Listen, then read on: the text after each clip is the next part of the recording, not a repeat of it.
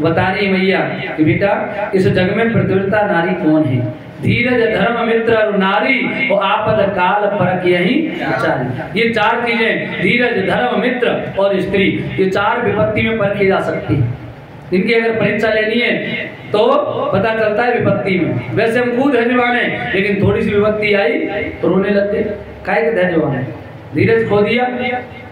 कुछ लोग जो कि फांसी के फंदे पर झूल जाते हैं वो जीवन में धीरज नहीं रखते, उनके धीरज का पता चल जाता है। इनको धीरज है ही नहीं, धैर्य नहीं धारण किया, या तो किसी कारण से परेशान होकर के घर से बाहर से कर्ज से कैसे भी करके जो फांसी के फंदे पर झूल गए या जिन्होंने मौत को गले लगा लिया, उन व्यक्ति को हम धैर्यवान नहीं कह सकते। वो उनका धीरज जवाब दिया, धर्म को छोड़ दिया। थोड़ी सी घर नौकरी पे परेशानी आई। आज हमारे बहुत सारे ऐसे भाई हैं, हिंदू भाई, जो कि जंगल में रह रहे हैं या उनको कोई व्यवस्था नहीं मिल पाती है और दूसरे लोग जाकर उनको थोड़ा सा धन का लालच दे देते हैं और वो अपना धर्म परिवर्तन कर लेते हैं। तो ये भी पता चल गया कि थोड़ा सा संकट केवल थोड़े से धन के लिए आप पे कर्जा है, वो ऐसे ही व्यक्तियों को देखते हैं, इस व्यक्ति पे कर्जा है, उसी के पास पहुंच जाए, पैसा हम दे रहे हैं, बस तुम तो ईसाई बन जाओ, तुम तो मुसलमान बन जाओ, हम पैसा देंगे। और एक बार आप बन गए, उसके बाद फिर आपको कोई नहीं देखने वाला, तब तो दे देंगे 10,000 20,000, बाकी तो अपने को ही कमा के खाना है। फिर जिंदगी वैसे ही चलती, फिर सोचती है कि ये तो दोनों तरफ से गए हम, इससे तो अच्छा वही था, कर्जा ही तो आप कमाते रहते देते रहते, तो धर्म भी गया। मित्र, अगर मित्र के बारे में जानकारी करनी है कि मित्र हमारा कैसा है, ये साथ देगा या न देगा, तो थोड़े से संकट में आप हो तब एक फोन करके देख लेना, अरे यार मेरे को 10,000 रुपए की जरूरत पड़ रही है।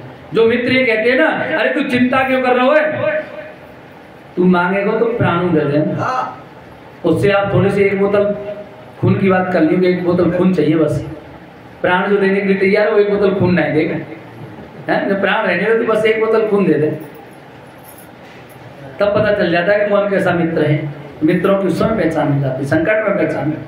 और स्त्री की भी, जो स्त्रियां अपने पति की सेवा उस समय में करे जब उस पर सबसे ज्यादा कष्ट है, बीमारी, कैसी भी बीमारी लग जाए। अब कुछ तो ऐसी स्त्रियां होती हैं वो खुद ही कहती हैं कि हमें तो खटिया बैठी हमारी पूजा तू कर दे, तुम सवेरे जग के पहले बर्तन मांजो, चाय बनाओ, रोटी बनाओ, कपड़ा भी धो के तुम ही डाल दो तो ज्यादा अच्छा है। बहुत सारी हैं। अब उनके तो पतिव्रता के भी आगे लक्षण आ रहे हैं, तो वो स्त्री तो सेवा क्या करेंगे। लेकिन जो पैसा है, पति स्वस्थ है तब तक तो खूब बढ़िया अच्छे से रहती है साथ में, और जैसे ही पति थोड़ा सा बीमार पड़ा, श्वास की बीमारी हो जाए, टीबी की बीमारी है, तो जो गया है मैं ना जाए पास में वो है जावी तो मरेगो ही, मुँह लेके मरेगो। ऐसी स्त्री नहीं, जो हर वक्त चाहे कुछ भी हो पति से बढ़कर कुछ भी नहीं, उनकी सेवा करे, तो ऐसी नारी का भी पता चल जाता है, ऐसी विपत्ति में पता चल जाता है। वृद्ध रोग वस जड़ धन हीना और अंध बधिर क्रोधियते दीना। चाहे वो वृद्ध हो, चाहे रोग वस जड़ हो, हटीला हो, धन नहीं हो उसके पास, गरीब हो, गरीबी में काट लेंगे कोई बात नहीं है, अंधा हो, बहरा हो, गूंगा हो, क्रोध करने वाला हो, और चाहे वो बिल्कुल दीन हो, लंगड़ा लूला कैसा भी, लेकिन अपना पति अपना है। बिना पति के कैसी स्थिति हो जाती है ये कोई समझ नहीं सकता। एक लड़की, सेठ जी की लड़की थी, बड़ी नाजों से पाली हुई, और उसका विवाह सेठ जी ने एक पड़ोस के गांव में किया जब वो विवाह योग्य हो गई। अब नाजों से पली है बेटी, तो दूसरे घर में जाएगी तो दूसरे घर में तो रिश्ते ही सब बदल जाते हैं। यहाँ बहन है, वहां जाके भाभी हो जाती है, यहाँ पर जो छोटा भाई है वहाँ देवर हो जाता है, यहाँ जो बड़ा भाई है वहाँ जाके जेठ हो जाता है, यहाँ माता पिता वहाँ सास ससुर हो जाते हैं, सारे रिश्ते बदल गए। यहाँ बेटी अगर 7-8 बजे तक सो रही है तो माँ जगाती नहीं है, बेटा जग जा, कोई बात नहीं मैं कर लेती हूँ काम। लेकिन वहाँ तो सास ससुर से भी पहले जगना पड़ेगा, 4 बजे जग करके सारे काम खुद को करते हैं। यहाँ सबसे पहले रोटी बेटी को मिलती है, जैसे ही रोटी, बेटा रोटी लाली, रोटी खा ले, खाओ मम्मी, तुरंत लेकर के बैठ जाएंगे। सबसे पहले बेटी, पिताजी पूछते हैं लाली ने रोटी खा ली, आओ खा ली वहाँ, तो सबसे पहले बेटी को, और वहाँ लाली पहले सबन खवा देगी, पीछे जो कुछ बच जाएगा तो ठीक है, सब्जी बच गई तो ठीक है, नहीं तो चटनी बच गई, अचार से खा ले, जो बच गया उसमें 2 बच गई, करने कोई ना बैठे कि दो ही खा के कल संध्या को फिर देख लेंगे, जल्दी कर लेंगे थोड़ी सी, और संध्या को फिर नहीं बची तो दूध पी के सो जाएगी, हैं? कुछ आलसी ऐसी होती, ये स्थिति बनी हुई है। ऐसी वो बच्ची थी। और जब ये अपने ससुराल में पहुंची तो उसे तो लगा कि ससुराल में भी मुझे वैसा ही मिलेगा जैसा गांव में रहती, पियर में रहती। और पहली बार जब गई तब तो बहुत अच्छे से, क्योंकि पहली व्यवस्था तो अलग होती है। एक बार दो बार जब बेटी बहू आती है ना, तब तो खटिया से नीचे ना करन दे, वहीं उसको सब पूजा पाठ होता है। ले बेटा चाय ले, ये ले, वो ले, पकड़ के तो ऐसा ले जाएंगे, बाथरूम कराने भी जाना है तो पकड़ के ले जाएंगे तो वो गिर नहीं जाए, हैं? क्योंकि लहंगा मुड़े ज़्यादा पहने रहे, उनमें गिर सकती, वैसे तो नहीं गिरेगी, इतनी कमजोर नहीं। तो पहले तो उसे लगा कि मेरी सास ससुर बहुत अच्छे हैं, मेरे परिवार बहुत बढ़िया है। लेकिन जब तीसरी चौथी बार गई तो सास ने कहा बेटा कि हाँ अब तो आ जाओ, लाइट पक का है, चूल्हा पूजन है नो, कर लो, मालपुआ बनाए लो, रोटी बनाओ, आटा लगाओ। तो बोले मैंने आज में क्यों आटो लगाया हुई ना, तो मैयू अपन ने ये ना सिखा। अब जैसे मैयू अपन की बात आई तो लड़की के आग लगी, मैं मैयू अपन तो ऐसा नहीं कहेंगे, अब खटपट चालू, तेन नहीं कहेंगे तो पड़ोसी नहीं कहेंगे। अब एक गाली तो बस एक है, उल्ट तो होते अनेक। एक बार अगर आपने जवाब देना शुरू किया तो फिर लड़ाई चालू। इधर से सास से अब नहीं बने, उधर में देवर आए पढ़ के तो यहाँ बुरसट पड़ी है, वहाँ पेंट पड़ा है, यहाँ किताब पड़ी है, दूसरे कपड़े इधर उधर से निकाले सब तितर बितर। अब बेचारी रख के परेशान हो जाए तो कहती लाला इनको थोड़ा हिसाब से रख दिया करो, मैं परेशान हो जाती हूँ। अरे तो और तुम काय के लिए और क्या करती हैं घर में बैठी बैठी। और जवाब मिल गया तो फिर वही लड़ाई। उधर ननद भी नंदन से कहे बेटा ने तुम कछुआ एक काम तुम कर लो, एक मैं कर लूंगी। और मैं क्यों करूँ, तुम करो, अब तुम काय के लिए आई हो। तो वहां भी देखा ससुर बेचारा दुकान से आता तो लेट अभी आता, और जब तक ससुर भोजन नहीं करे तो तब मैं कैसे करूं, बेटी कैसे करे भोजन, बहू नहीं कर सकती। तो ससुर आ रहा है किसी दिन 9 बजे, किसी दिन 10 बजे। अब 10 बजे वो भोजन कर ले तब खुद करे। ससुर के लिए टिफिन निकल के जाए, क्या पता दोपहर भोजन किया तो दोपहर तो चलो चल भी जाए, जब वो टिफिन निकल गया अपन खा लो। बड़ी परेशानी है। उसने किया घर के लिए फोन, पिताजी बोले हाँ। अरे मुझे तो तुम जानते ले जाओ, जेल में डाल दी तो मैं कहाँ डाल दी, जेल में कर दी हूँ, मुझे यहाँ से ले जाओ। पिता तो समझदार था, बढ़िया आदमी, कहने लगा बेटा जेल कैसे है। अरे बोले वो सास, अरे बोले सास ना है, वो डायन है पक्की। वो समझ गया बात गड़बड़ है। और बोले ससुर, अरे बोले काय का ससुर, वो तो पूरा असुर है, रात में आता है और फिर भी आकर के मेरे ऊपर और यूं करता है मेरे से, और कभी सब्जी में गलती निकालेगा, कभी रोटी में गलती निकालेगा, उसको उल्टा सीधा।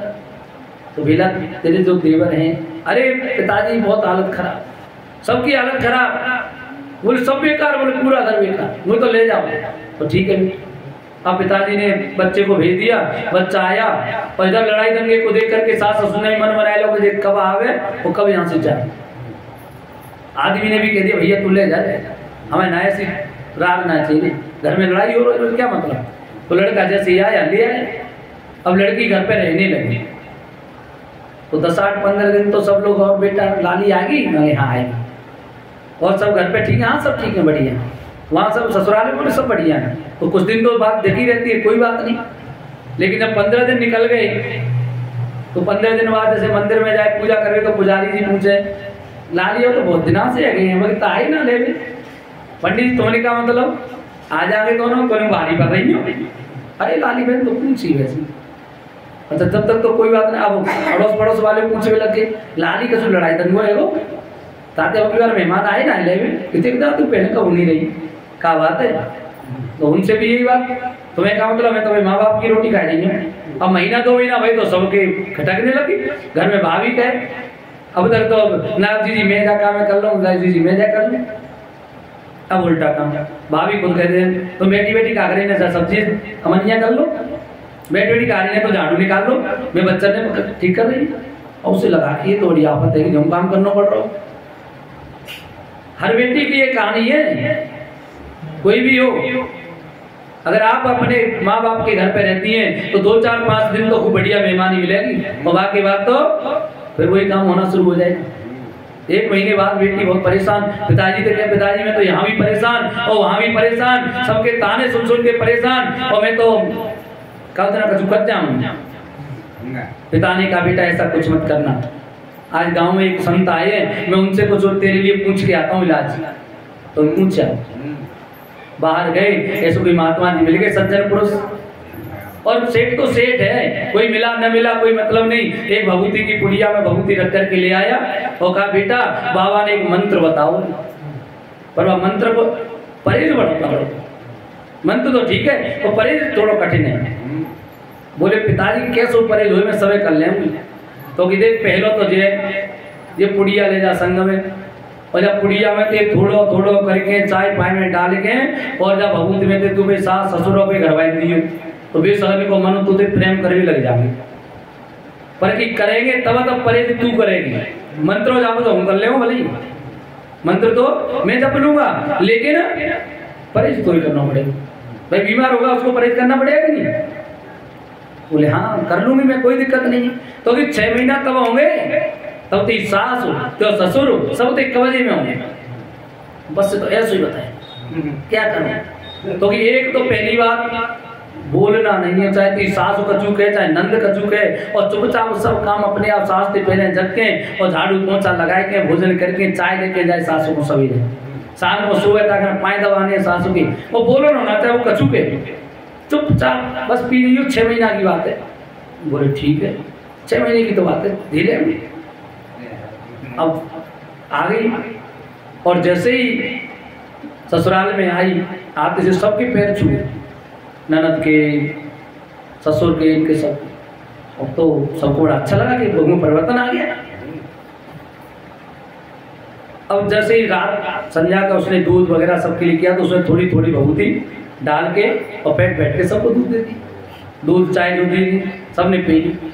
और सुबह जैसे ही जगी तो सबसे पहले जग करके झाड़ू पोछा किया, बर्तन भाड़े मांज के ना चाय वाय बनाई और सीधे ससुर के कमरे में चाय पहुंचा दी। पैर चुके आई सास के कमरे में, पैर चुके आई सास ससुर कहने लगे आज तो बड़ी बहू बदली सी दिख रही है भैया, गई थी जब तो बहुत भन्नाट थी, अब क्या हो गया? बोले समझा बुझा के भेज दिए ससुर, अच्छी हो गई। अब वो तो सोच रही है कि 6 महीने में मेरे कब्जे में हो जाएंगे। अब इधर में सास को भी लगा, सास कुछ भी कहती उल्टी सीधी सबको सुन लेती और चुपचाप अपने काम को लगी रहती। और सास को लगा कि बहू चाय का जो कहते ना है तो हमें थोड़ा सहयोग करना चाहिए। तो जैसे कभी लहसुन छीलना है या मिर्चियाँ मनिया करनी है तो कही ला बहू मुझे जब तक जाए मैं कर लूँ तू और काम कर लूँ। वो काम करने लगी, ला जब तक मैं बैठी बैठी क्या कर रही हूँ, ला मैं जब तक झाड़ू निकाल लेती हूँ तू भी चाय पहुँचा देगा, बोला तो काम है जाओ। और उसको लगा कि सास तो बड़ी बढ़िया है भाई, बताओ काम है करते हैं। और ऐसी ननद भी अरे भाभी तुम अकेली कहाँ तक लगी रही, मैं काम करवाए तो वो भी काम करती साथ में। देवर भी आया तो उसको भी अपने वस्त्र भाभी हमारी परेशान हो जाती है। और ससुर को लगा कि मैं लेट आता हूँ दुकान से, अच्छी बात नहीं है। बहू बेचारी कब तक इंतजार करेगी, टाइम से हमको पहुंचना चाहिए। तो वो भी इसलिए टाइम फिक्स कर लिया कि 8:30 बजे दुकान की शटर गिर जाएगी। और उधर से आता तो एक पैकेट बाकी ले कहूँ गुलाब जामुन, कागुना जलेबी, किसी दिन इमरती तो किसी दिन रसगुल्ले। तो बहू इंतजार करती कि आज अगर लेट हो जाते घंटे 10 मिनट भी तो बहू 10 बार पूछ रही थी आज पापा जी ने आएगा। अच्छा इंतजार पापा जी का नहीं होता है, इंतजार तो उसमें मिठाई का होता है। कोई डब्बा नहीं आओगी, वो डब्बा का इंतजार हो रहा है। हाँ अब तो बहू को ससुर भी बड़ा अच्छा, बीमार हो गया तो दवाई का ध्यान रखती है, ये लोग पिताजी आपको ये भी दवाई खानी, ये खानी, सब घर का पूरे का ख्याल रख रही है। इधर आ गया रक्षाबंधन और 2-3 महीने हुए भी, 3 महीने में सास ने निकाल और चाबी फेंक ले बेटा तो समारे पे करे मोरे बोले जी। तो पिताजी तो करीब 6 महीना में होगी जी, तो 3 महीने बस में आएगी सास तो है सब में पूरे 3 महीने मंत्र न बड़ो काम करो, ये मंत्र वास्तव बड़ा काम है। और जब भाई आया लेने के लिए रक्षाबंधन पे कि 1 दिन के लिए भेज दो तो सब कह रहे नहीं भैया हम नहीं भेजेंगे, बहू हमारी चलेगी तो घर के काम है को करेगा। और हम देखे अम्मी तो दवाई वो जी देते हैं, सास कह रही कि भैया अम्मी कहें तो मेरी मोड़ी के समान है, मेरी बच्ची के समान है, मैं नहीं भेजूंगी। सबने मना कर दी हम नहीं भेजेंगे। और जब बात है कि खुद से लाली चलेगी क्या, भैया मेरे ससुर मत जाने, वे दवाई को देगो, मेरी सास की सेवा को करेगो। अरे तेरा ससुर था वो तो असुर था। अरे बोले मेरे ससुर तो ऐसे मत बोली। हाँ नहीं समझ रहे, मेरे ससुर बहुत अच्छे, मेरी सास के बारे में ऐसे मत कहियो। अब उल्टा काम होने लग गया। उसने फोन किया, पिताजी जानो सब राग बदली को। बोले तो चुपचाप भैया उनका घर चलाने दो। बेटी का अगर हमने पक्ष गलत कार्य में ले लिया तो निश्चित मान लेना उसका घर उजड़ जाएगा, और अगर आपने सही तरीके से बेटी को ज्ञान दे दिया तो उसका घर बस जाएगा। हमें घर बसाना है, उजाड़ना नहीं। इसीलिए यहाँ मैया बता रही है कि स्त्रियों की पतिव्रता, स्त्रियों के क्या क्या गुण हैं। पति चाहे कैसा भी हो, वृद्ध हो, रोगी हो, धनहीन हो, गरीब हो, जड़ भी हो सकता है, तुम्हारी बात नहीं मानने वाला हो सकता है, लेकिन हमको अंधा बहरा गूंगा कैसा भी हो हमें उसके साथ रहना है। तो ऐसे पति कर किए अपमाना। अगर कोई ऐसे पति का भी अपमान करती है तो नारे पाव जम पर दुख नाना, वो यमपुर में जब जाती है तो बहुत सारे दुख पाती है। और मैंने जब सुना होगा आपने कथा में, जब नरकों का वर्णन किया तो उसने बताया चाहे कोई भी हो, जो जैसा करता है उसका फल भोगना ही पड़ता है। तो दूसरी जगह स्वर्ग नरक ना है, या धरती पे ही सब भोग लेते, सब यही है। कह रही है कि पतिव्रता नारी 4 प्रकार की होती है। कौन कौन सी है? कि जग प्रतिविरता 4 विदिता है, वेद पुराण संत सब कहे। इस संसार में 4 प्रकार की पतिव्रता नारी हैं। ये वेद पुराण सब इस बात को कहते हैं। बोले कौन सी? पहली उत्तम जो नारी होती है कि उत्तम के असबस मन माही, और सपने आन पुरुष जग माही। उत्तम जो स्त्रियां होती हैं उनके तो सपने में भी कोई दूसरा पुरुष आ ही नहीं सकता है, कोई भी नहीं आएगा सपने में भी। यूं तो आने की दूर की बात है, सपने में भी कोई दूसरा पुरुष नहीं आएगा। अपने पति के अलावा वो किसी दूसरे पुरुष को मन में सोचती भी नहीं है किसी के बारे में। ये उत्तम प्रकार की होती है। और मध्यम पर पति देख कैसे, और भ्राता पिता पुत्र निज जैसे। जो मध्यम प्रकार की होती हैं, थोड़ी सी उनसे कम है, ज्यादा पतिव्रता नहीं है वो, लेकिन उनसे थोड़ी सी कम है। वो कैसे?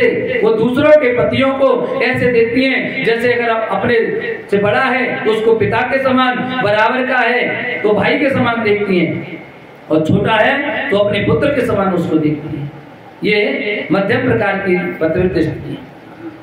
और धर्म विचारी समोज कुल रही, सोन क्षत्रिय श्रुति अस कही।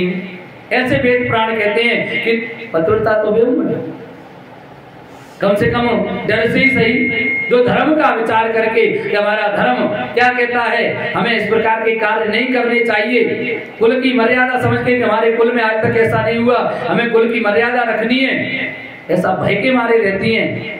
मन तो करता है लेकिन कुल की मर्यादा धर्म को समझ करके वो फिर भी ठहर जाती हैं, रुक जाती हैं, ये फिर भी पतिव्रता है। लेकिन चौथे प्रकार की जो होती है ना, वे तो कैसी होती हैं? वो ऐसी हैं कि बिनु अवसर भय दे रह जोई, और जाने अधम नारी जग सोई, और पतिवंचक पर पतिरति करई, रौरव नरक कलप सत परई। ऐसी स्त्रियां जो कि बिना किसी अवसर की, बिनु अवसर भय थे, डर के मारे लट्ठन वालों घर नहीं है, हमें कोई को डर नहीं है। जब घर में पति नहीं है, जब घर में कोई डंडा देने वाला नहीं है, तो हमारे मन में आ रही है ताय बुलाए रहे, मन में आ रही सुकर रहे। ऐसी स्त्रियां, ये अधम ऐसी नीच स्त्रियां होती हैं, उनको पतिव्रता नहीं कह सकते। तो दूसरे पति वंचक पर पति रति करें, तो दूसरे के पति के साथ में रमण करती हैं, रहती हैं, ऐसी रौरव नाम के नरक को प्राप्त करती हैं। और एक आदि नहीं, कल्प सत 100 कल्पों तक उनको इस प्रकार का नरक प्राप्त होता है। और ये केवल स्त्रियों के लिए नहीं है, हम पुरुषों के लिए भी यही नियम है। जो अगर हम भी इस प्रकार का कोई भी कार्य करते हैं, हमारे लिए भी यही नियम है कि जो स्त्रियों के लिए पुरुषों के साथ है, वो पुरुषों को स्त्रियों के साथ में वही नियम होना चाहिए। अगर जो इस तरह का कार्य करता है तो वो उसको भी रौरव नरक की प्राप्ति होती है। बोले सीताराम जी महाराज की। इस प्रकार से यहाँ से मैया सीता जी को ज्ञान देती हैं और